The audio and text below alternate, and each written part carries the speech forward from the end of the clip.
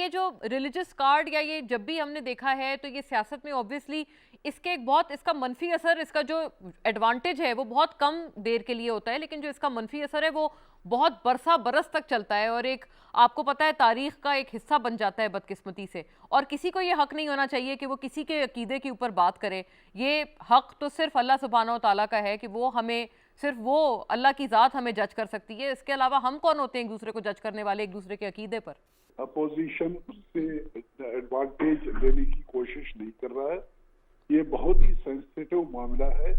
मैंने कहीं पर भी किसी भी सियासी जमात के किसी लीडर का ये बयान मैंने नहीं सुना है जो कि इनको सपोर्ट कर रहे हो या गवर्नमेंट को कंडम कर रहे हो इस मामले के ऊपर। हाँ, जरूर गवर्नमेंट की जिम्मेदारी ये बनती है, गवर्नमेंट के ऊपर ये प्रेस करना चाहिए कि उस मामले को हल करे। जो भी तरीका इख्तियार करे वो प्रिविलेज उनकी है, लेकिन ये कह देना कि इसके लिए ये अपोजिशन रुकावट है, PMLN रुकावट है और पीपल्स पार्टी, और इस वजह से ये मामला पार्लियामेंट में नहीं ले जाया जा रहा है, ये टोटली गलत है। और फिर पार्लियामेंट में हुकूमती पार्टी की अक्सरियत है, वहां पर ले जाए, डिस्कशन करें, रेजोल्यूशन लाएं, जो मर्जी है बातें करें।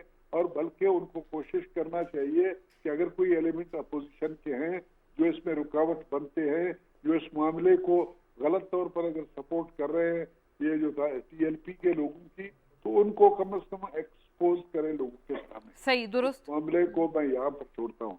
दूसरी बात जो मैं कहना चाहता हूँ वो ये है कि खुदा के लिए हम मुसलमानों को जो पाकिस्तान में रहते हैं, हमें दुनिया में हम वाहिद मुल्क नहीं है।